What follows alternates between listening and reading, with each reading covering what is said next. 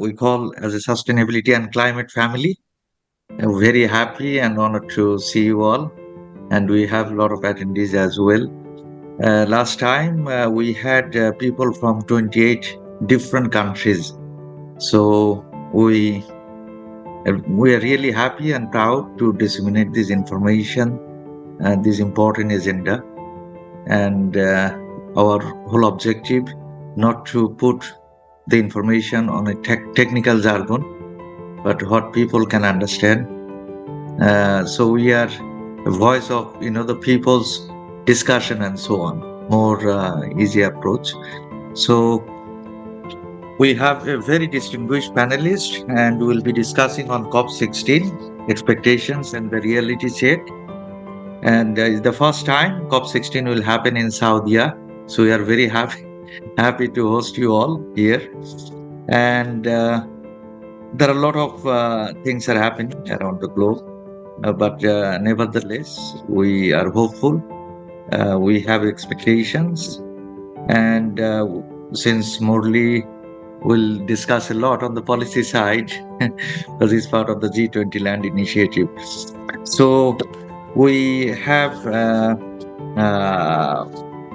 fairly different parts of the globe, the distinguished panelists. Dr. Morley, Kumar Hudi, thank you, Dr. Morley. Very nice to meet you, and welcome to our family. So Dr.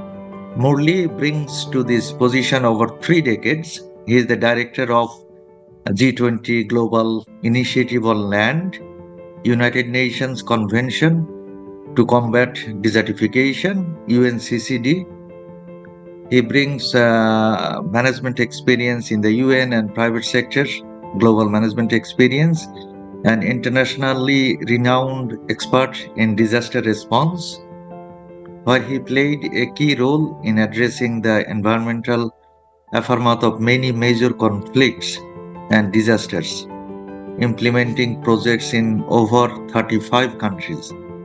Before joining the UN, he was serving as environmental advisor to the Shell Group in Southeast Asia and the Middle East, and he also served as the chief of the Disaster and Conflicts program at the UNEP, United Nations Environmental Program. He has a PhD in environmental engineering from Indian Institute of Technology, IIT Kanpur. He was also a Beers Fellow at the University of California, Berkeley. Dr. Morley also an award-winning author in his native Malayalam and a social media influencer. I tried to shorten your long career.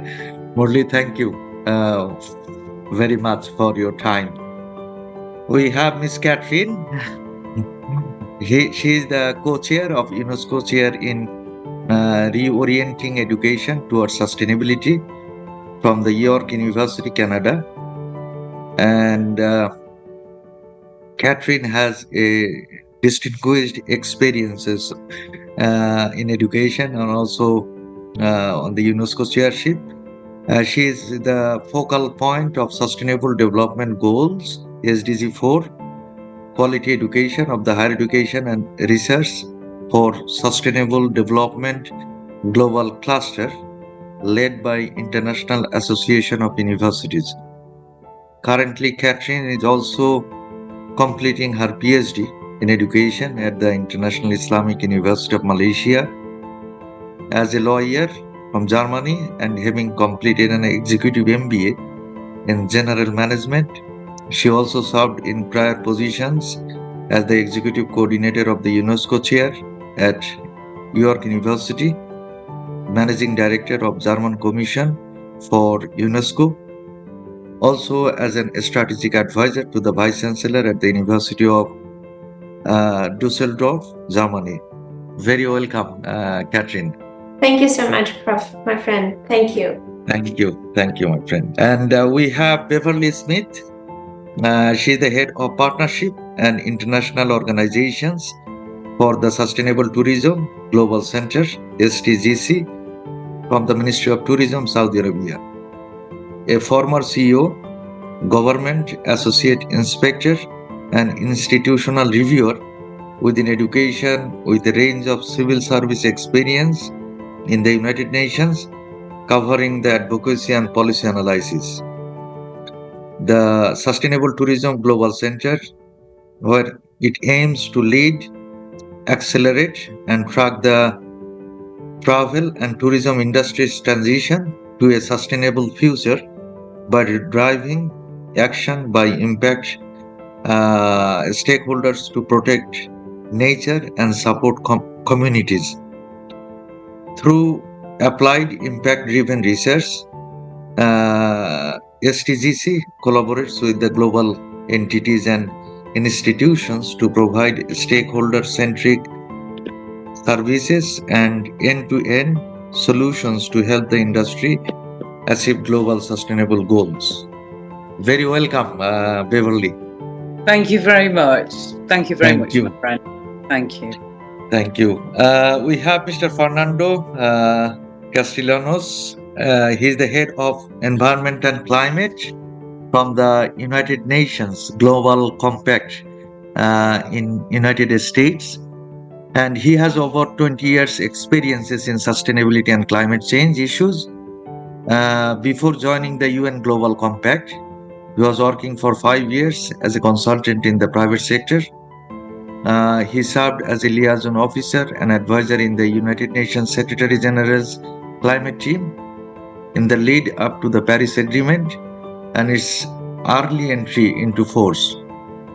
From 2008 to 2014, he served in various capacities at the Secretariat of the United Nations Framework Convention on Climate Change, UNFCCC, where he was responsible for various aspects in the intergovernmental negotiations and supported stakeholder engagement. Prior to the UNFCCC, he was working International Atomic Energy Agency at the United Nations Industrial Development Organization. He is holding a Bachelor of Science, Industrial and Systems Engineers and a Master's in International Studies jointly from University of Vienna and the Diplomatic Academy of Vienna. Very welcome, Fernando. I'm very happy and proud to have you all and very honored at the same time to be with this distinguished panelist. I am Professor Mohammad Nurul Nabi. I am the founding chair and director for Center for Sustainability and Climate, which is the first think tank in sustainability and climate in Saudi, and also the founder and president for Vision for Sustainable Africa, the VISA, which is NGO, and we are aiming to bring 48 African countries together on sustainability and climate issues. Well, thank you again all very much, and I would like to ask all of you for your introductory comments on this COP16 expectations. What are we expecting this year? So, Dr. Morley. Thank you, Professor, and also fellow panelist. I'm very honored and privileged to speak in this panel. I am currently sitting at the UN Convention to Combat Desertification, and we are all, as you can imagine, very excited and also very active in preparing for the COP in December, which is expected to be one of the biggest of the unccd COPs that we have seen so far. As Professor Mohammed mentioned, this is the first time the COP is coming to Saudi Arabia. Now, it is not just that Saudi Arabia is hosting this COP, and it's not by an accident. Saudi Arabia has been very active on the question of land restoration for the past 4 or 5 years, which itself come within the context of a much bigger rethinking of the Saudi government's policies on environmental matters. In 2020, Saudi Arabia was the president of the G20, when they initiated the Global Land Initiative with a mandate to achieve 50% reduction in global degraded land by 2040, to which all the G20 leaders signed up. Saudi Arabia also initiated a Middle East Green Initiative with an objective to restore 200 million hectares of land. And Saudi Arabia also initiated a national Saudi Green Initiative with an objective to restore 40 million hectares of land. So there's a cascading level of land restoration and a projection of land restoration as a global theme.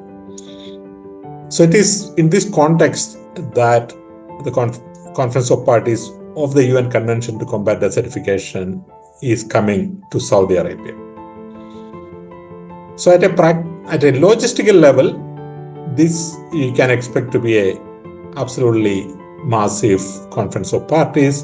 For the first time in the history of the UNCCD COP, there will be a blue zone and a green zone. UNCCD, as some of you may not aware, has 197 parties to it, as against 193 members to the United Nations itself. So it's a very inclusive, very global convention. Historically, it has focused on desertification, which is in the title of the convention. But that time is now changing. Moving away, staying, of course, close to the mandate, but it is indeed looking at the question of land degradation, desertification, and land restoration as a continuum. And this COP, you should see a lot more action on the land restoration agenda. That we can expect that there will be a lot more discussion on the question of land restoration. And the second issue which has emerged is the question of drought, which historically used to be an issue of Africa and also of developing nations. But over the last few years, partly due to climate change, drought has become a universal issue. Last year in Europe, you actually saw the lowest levels in many of the rivers in recorded history. Last year, we saw in the United States some of the lowest levels in the last 150 years of recorded history. So drought has become a universal issue. It has always been an important issue, but now it has become a universal issue. And one should expect a lot more focus and action and indeed progress on issues regarding drought matters. A unique initiative which has just been launched at the UN General Assembly is the question of synergy between the Rio Conventions.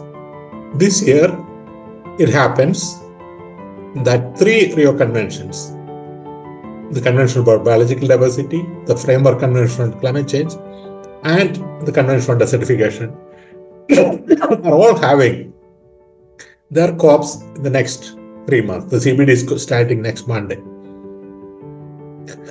And the countries which preside over the 3 COPs have come together at the General Assembly and formed what they call the Rio Trio, which is a very important initiative. And one should expect that there will be a lot more policy coherence, and each of the succeeding outcomes of the COPs would be informed by the preceding COPs. So the UNFCCC COP will be informed by the CBD COP outcomes, and UNCCD COP will be informed of the outcome from the other sessions. So we are looking forward to an exciting COP, a major COP with some very interesting outcomes coming up in land restoration, drought, and synergy. I would stop at this and maybe I'll come back in my next round. Thank you. Thank you, Dr. Murli, for giving your opening speech. I'd like to ask Mr. Fernando, what is your expectation, Fernando? Yes. Thanks, Mohammed, and thanks for the invitation for joining you today. It is my pleasure to be here with you all. Yes, so from the UN Global Compact side, from the business engagement side, I think for COP16, businesses are looking into the different ways that they can engage, and one of the key aspects of business engagement is that at this COP, companies that are part of the UN Global Compact can join the COP, can go to Riyadh to actively participate in this COP in their own sort of individual right, and showcase the efforts and the work that they are doing to address drought and land degradation, as Dr. Morale highlighted. That is one of the key aspects of the work of businesses and expectations for COP16. So businesses will be looking to participate to see how they can collaborate between public and private sector in terms of land restoration. How can they invest in land across various sectors, from mining to agriculture?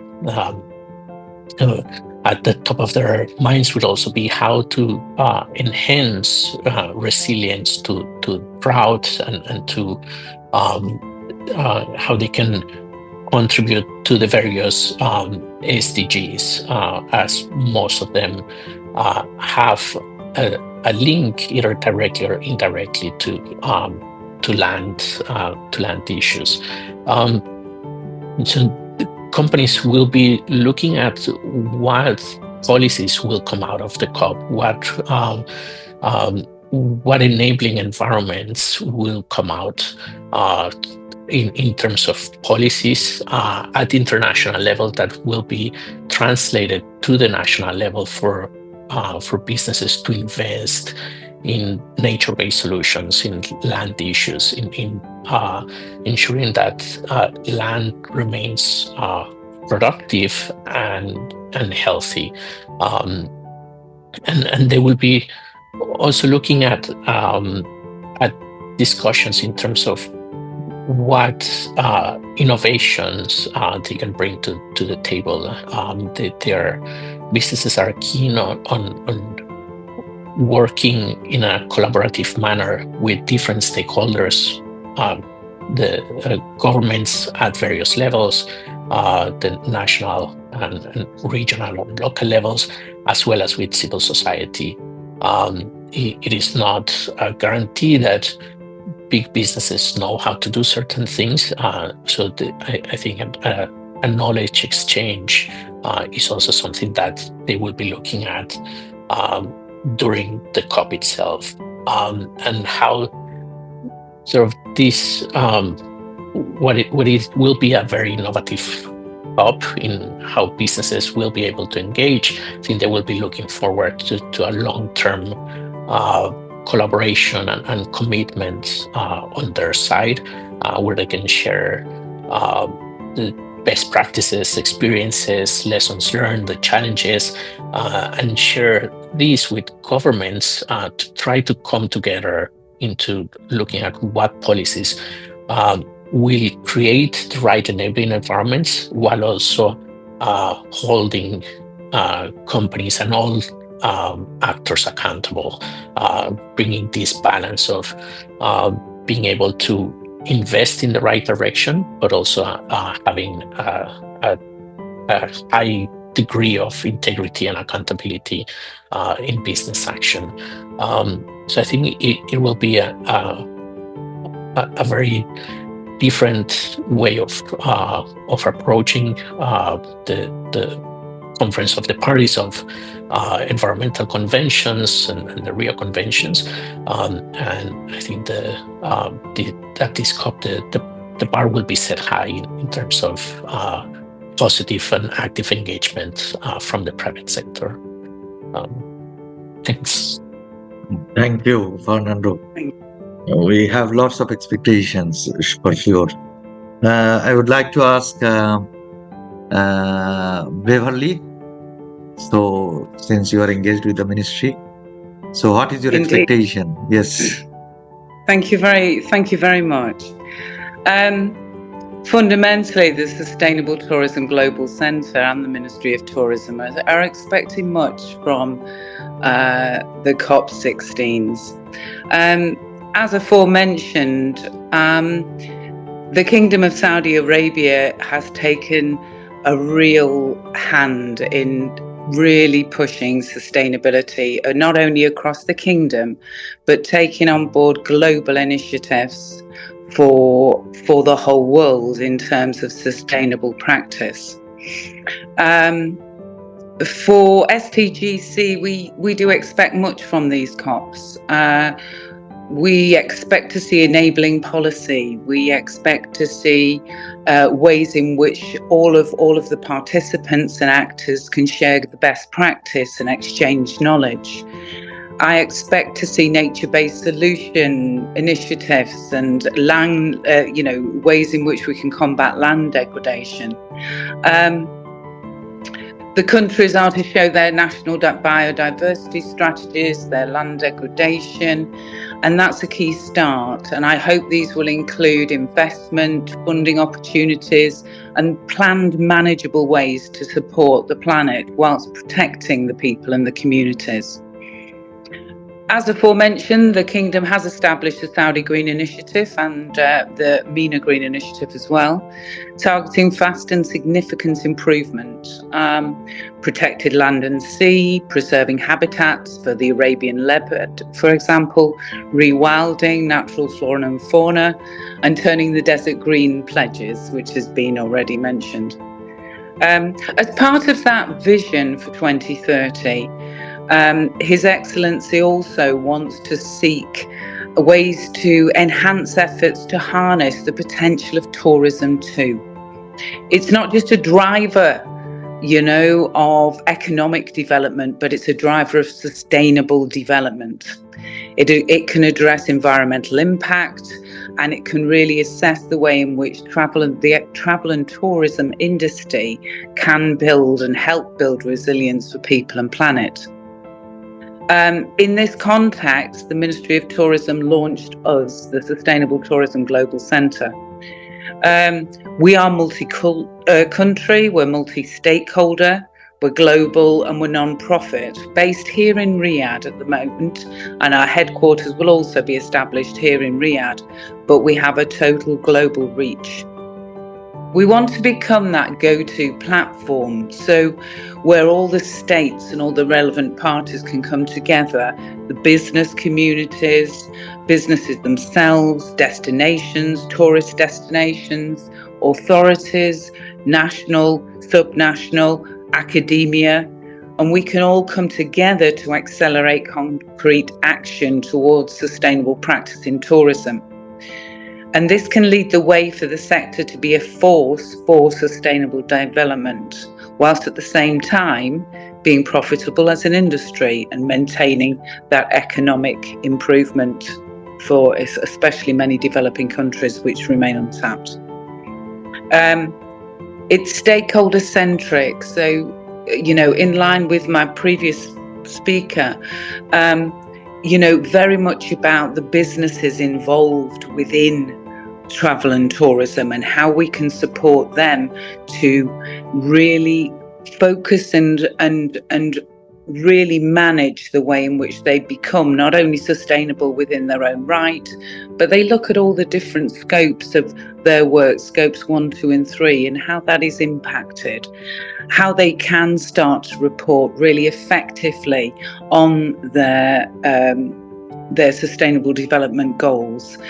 And we want to corral together these entities and support them.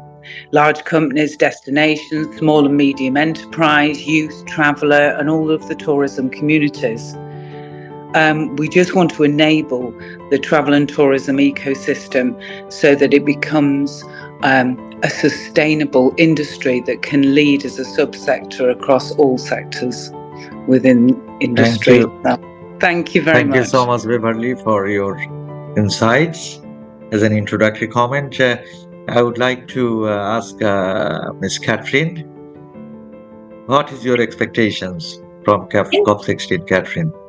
Thank you so much, and thank you for this opportunity. Also, coming together with colleagues and friends, I think that's an aspect that we often forget to acknowledge in this group, but also in the audience. And I would like to thank the audience for their time to join us today, seeing friends from Nigeria, Germany, Malaysia, and India joining here. Those are the names that I recognize right away. But how important it is that we're actually able, in times of I have to acknowledge that political divide, conflict, that we're able to come together for a greater common good, and that we're able to work in a multilateral way through countries, and work over boundaries, work over ethnic, cultural, religious differences in coming together. And I think the upcoming COP16 in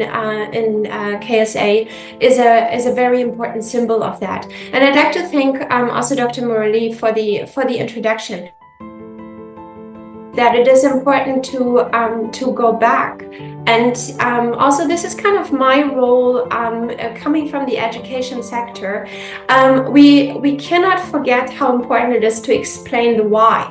Why are countries coming together this year, indeed, for COP29 in Baku, for COP16 in Cali next week, for COP16 in Riyadh, going back to acknowledge that those are the Rio conventions. This is when sustainable development became the global agenda. Those 3 conventions were put into place because biodiversity, combating desertification, and combating climate change were the central topics, and they are the central topics today. But I do believe that it is extremely important, and this is my expectation from my role as an educator, to make sure that we make people understand not only why these themes are so important, especially coming from Canada, where when you say combating desertification may not make obvious sense, although now slowly people understanding that drought is indeed not a problem of other countries, but it is a problem in many countries, and also the understanding of the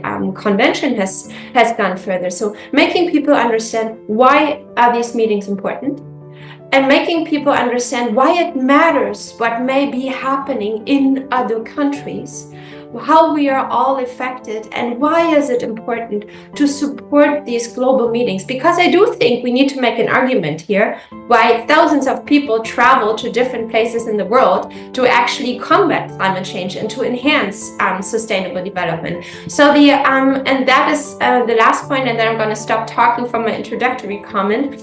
The aspect of education, training, and public awareness, including communications. Those are the central point of all Rio conventions, to make people understand informal and non-formal and in informal conversation, or formal education, but also an informal conversation, why and how we belong together, and what there is that we can do in actually to create a better future for all. And I do think that's the one of the core aspects of the means of implementation. How do we implement these changes? And that's the reason why the chair that I work for even exists, because the importance of education as a key enabler of any kind of social shift towards sustainability is it's the reason why I'm sitting here. So thank you, Prof. Mohammed, for the invitation, and I'm going to hand it over to you for the next round. Thank you so much, Catherine. Now I'll go back to, we have some expectations. We hear many different kind of expectations from all of you. And of course, Catherine, I would like to thank all the audience and the participants, regardless the time and difference and so on. We are really grateful for their participation. So going back to the second round, I would like to ask some challenges. Well, sometimes we feel to share the challenges is difficult, but I think now we all agree on that challenges is an opportunities, is not weakness anymore, right? So we need to share our challenges. So Dr. Murli, what are the challenges or the key challenges, you might say, we are facing? Because some countries are improving significantly, some countries are not as we are expecting. So when we talk about this is the conference of the parties for the global level. So, okay, we'd like to hear from your insights. What are the key challenges? Thank you. The last reporting cycle of unccd, which produced and compiled the information, actually proved that while there is close to 1 billion hectare of commitment from parties to land restoration, including about 400 million hectares under the unccd process. And the fact is that we are still degrading more land than being restored. We were restoring about 100 million hectares per year, between I think 2015 and 2019. So that challenge remains, that on one side we have international conventions and commitments, but at a practical level, the degradation continues. How will we make a difference in this COP and truly get back to achieving land degradation neutrality by 2030? That remains major challenge. The second major challenge, I think, is about drought management. I think people understand drought is a challenge, that drought is a global challenge, but the means available for different countries are different.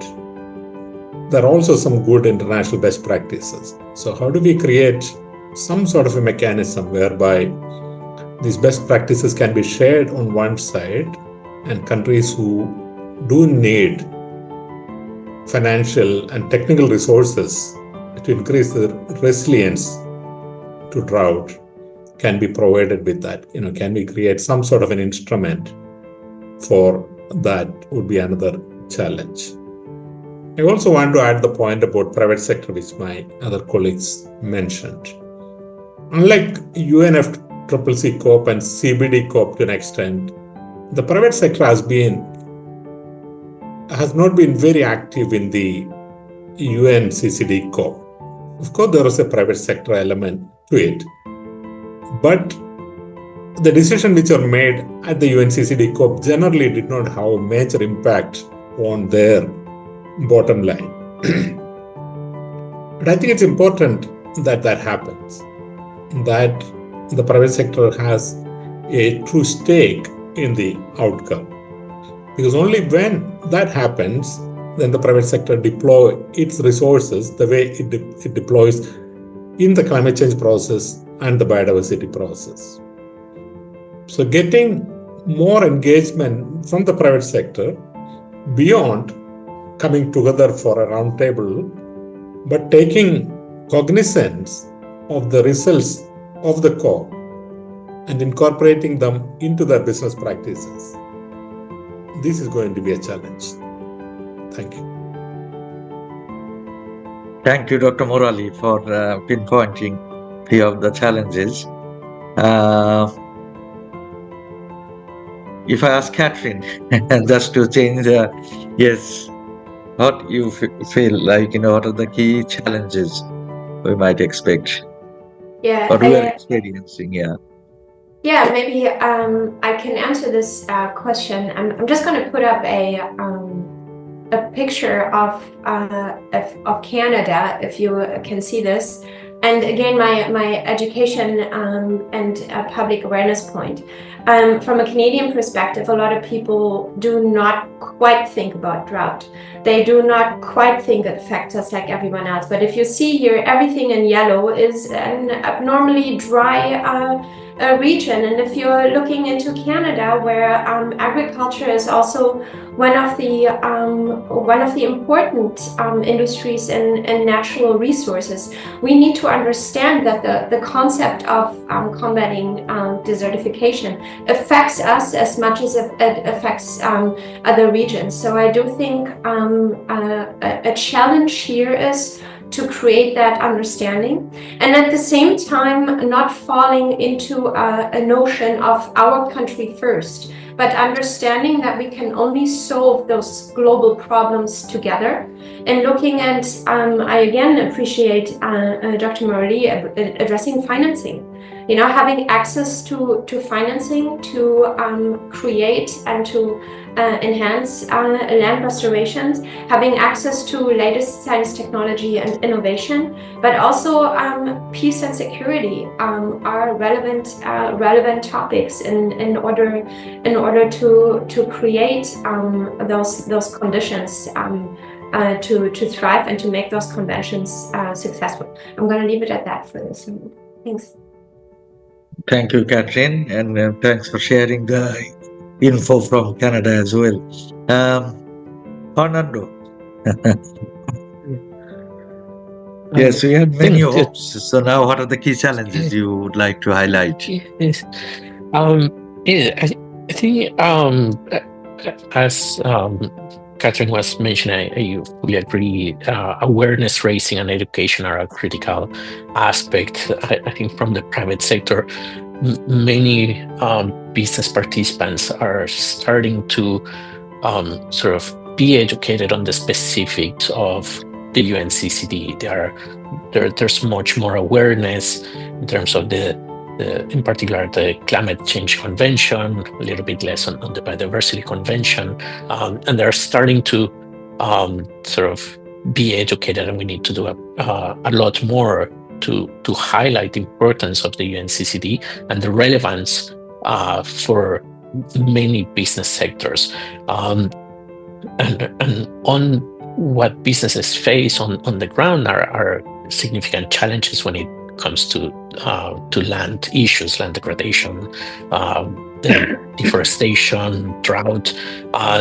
There's a lot of interconnectedness and a lot of interlinkages between different issues. There's concerns over food security, biodiversity loss, impacts of climate change, and sort of how land degradation can exacerbate the effects of climate change and creating a negative feedback loop, and that can have an impact on many businesses, from disruptions to their supply chains, the threat to livelihoods, to farmers. I mean, one way that we think is that farmers themselves are also businessmen in their own right, so they also can have a negative impact, and that goes up the value chain all the way to the consumer. And so there's various challenges that need to be addressed in a systemic manner, as it was rightly pointed out. Having the right financial mechanism and the right financial means and ways to deliver that finance especially to those most vulnerable to land degradation, to be able to adapt and enhance the resilience of their land. It's critical. So it will be quite interesting to see the outcomes of COP16 and how those will then trickle down all the way to local communities. Thank you so much, Fernando. Thank you. Beverly? Yes, thank you very much, colleagues, for what you've said. I concur very much, actually, with given the impact that businesses, and how, as was quite rightly pointed out by Fernando, the farmers, agriculture, different ways of managing land degradation, looking at the ways, for me, that we look at much more sustainable agriculture, how that support is going to manifest itself, especially when we're thinking of developing nations, how they can be supported. Developments in agroforestry, agri-foods, slow food initiatives, cool food initiatives, all of these sustainable procurement methodologies, the significant focus on food waste, and yet, we waste a considerable amount of food across the world, and that's, takes maximum amount of our water usage as humans across the planet. All of this, for me, is critical, because it is indeed systemic. It is a way in which it all links fully through. It is an ecosystem. And, I speak of tourism, of course, and the wonderful and exciting things that tourism can bring to any economy, in any developing economy. But with it comes increases in natural resource use, water, food, fuels, impacting on heritage sites, local community well-being. What Spain has faced recently with, over tourism and the responses by its communities. I think we have to also, one of the key things that I'm interested in seeing what that comes out of the COPs is as a planet, we think we need to understand food better and understand what we eat better. And picking up on Katrine's point about, it's about communication, it's about people understanding. We've lost the seasonality of food in so many ways, and our consumption of it, menu choice, the consideration of what we fundamentally need to eat, is not really there anymore. It's just what we want to eat and the choices that we have. And so much of this world doesn't have that choice. Final point is that for me, drought and flood are part of the same coin. The amount of water on this planet is finite. It moves around, and we're the ones impacting upon it. Primarily, it's climate that impacts upon it, and we therefore are the impactors of climate because of the behaviours of humanity fundamentally. So how we look to use water effectively is part of the solution for me. Thank you, Beverly. And I would like to highlight, Beverly, the flood in London and the flood in India or Bangladesh or, South Asia are different, So this is, we call the flood. But the nature of the flood, and this is unbelievable. How many people are leaving their homes every year or displaced due to the, drought and Indeed. And the climate change. But they are part of the same coin, and that's the fascinating element to it. And that our water is finite. I mean, it's fundamentally it's finite, Thank you, Beverly. Well, I come to the last round, and since we have the youth community here, a lot of academics from the private sectors, would like to hear from the opportunities and hope for the youth community. We are doing some research and the study on the policy side, and we find many countries are providing different kind of data. So there is a lot of data issues because we don't have clear data what is happening in those areas. So what are the opportunities or hope? We are hopeful, and as I mentioned on my introductory comment, many things are happening globally, from climate to economy, you name it, but still we have to be hopeful.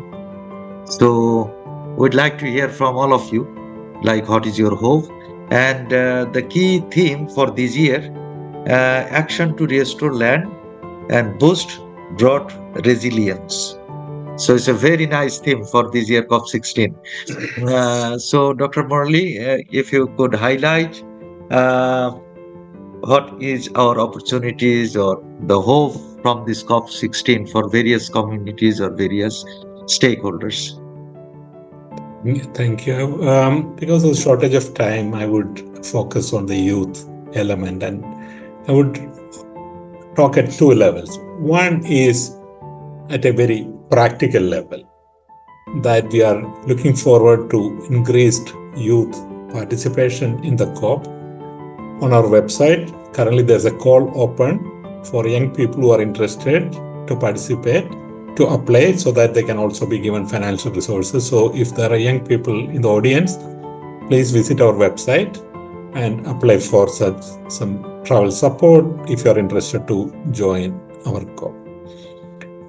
But at a much broader level, what we are also seeing is that young people are not just waiting for international conventions or big government decision on this topic. They're also taking things into their own hand. They are seeing issues like land restoration as an opportunity. Around the world, young people are setting up new business ventures. So over the past 2 years, we have been looking at such young people who are seeing land restoration as a business opportunity. So we have this young person, Musharul from Bangladesh, who have set up an AI-based tool for sustainable agriculture. We have Mukwesa from Botswana, who has set up a compost manufacturing unit for land enrichment. And there are hundreds of others, and we are supporting and promoting such young, what we call ecopreneurs on this. And with the new European law on restoration coming on board, we see there's going to be a lot more opportunity for young people, both to set up new startups, but also green jobs in the domain of land restoration. So indeed, there's going to be a land of opportunities out there. Come and grab it. Thank you. Thank you, Dr. Murali. I like the way you said there are a lot of opportunities. We have to grab those opportunities, all communities. Catherine, if you would like to highlight our opportunities and hope, please. Yeah, thank you. I do believe that it is incredibly important that we remain hopeful and that we share this hope for others that at times may not have the same oversight over what is happening globally, that there is a lot happening actually. And I do want to build on the point of youth as well. That like 1 in 3 people in 2050 that are considered young, I believe under 25, will be in Africa. So a tremendous focal point of all of our solutions must be Africa. And I want to highlight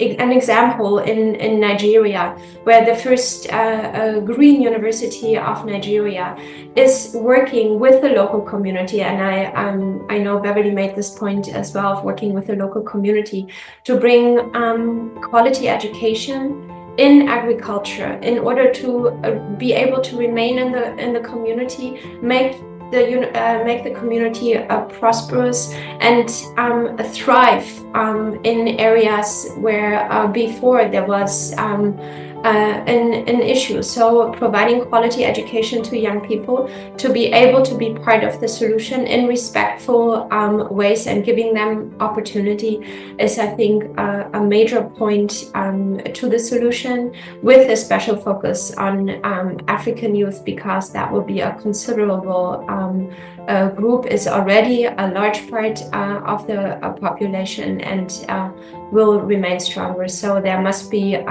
solutions, and with Africa at focus. And yes, I want to reiterate, I remain hopeful, and I hope everyone will important too. Thanks. Thank you so much, Catherine. Beverly? And I'd like to further reiterate Katrine's point, actually, regards Africa, because that's exactly, she's made the point that I was thinking of making too. And that is looking at, I'm very, very, very happy and pleased that we're looking at greater equity and securing land rights. Because these are urgently needed, and Africa is key. Is a key region for this, and it's to protect and restore all of that degrading land, but it's also more about, for me, about impacting on women and girls first and foremost. Local communities, indigenous peoples, vulnerable groups, people with disabilities, they're disproportionately affected by the right to own land and formal land rights. And it's those legal barriers that I think that the COP is really going to look to challenge and look to think about and look to ensure that both youth, women and those with any form of disability, those are the people that it's going to look at very positively about inheriting land, better involve women in management, conservation and ultimately in restoration. Thank you. Thank you so much, Beverly. Fernando? Thanks, welcome.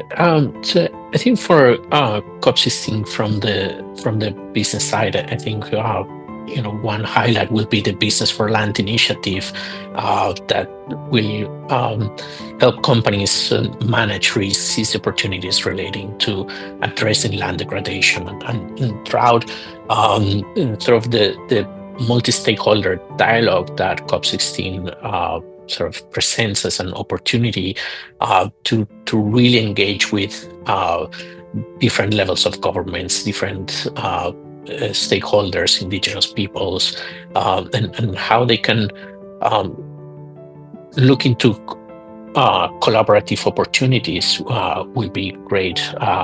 Companies will be looking at what will come out of COP16 that will present investment opportunities and job creation opportunities, sort of looking at the economic benefits of engaging in this forum, and also being able to shape the agenda, the policies that will encourage better land management, better water management, and being not just looking at compliance efforts, but really into a proactive engagement, given that there's increasingly awareness from businesses that there's also a dependency on natural resources.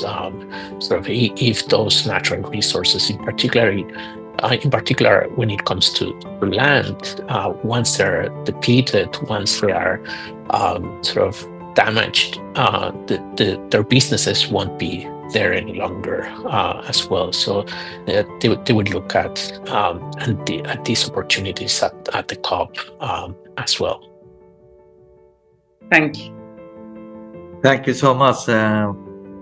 Fernando, I think Morley has another meeting, so he had to leave. We would like to ask the audience if anyone has any questions. If you can raise your hand, I will give you the floor to ask. And please, no comments, no insights, no reflections due to the time. And the speakers, they're also very busy. So just a quick question, what you would like to ask to the distinguished panelists. So anyone would like to ask anything, please raise your hand.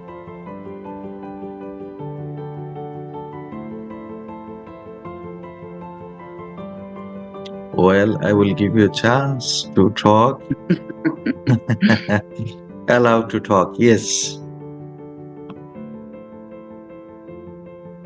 Can you mute yourself, please? Not unmute, sorry, not mute. Okay. Hello. Hello. Hello. Yeah, Assalamualaikum. Okay, I have actually a little bit.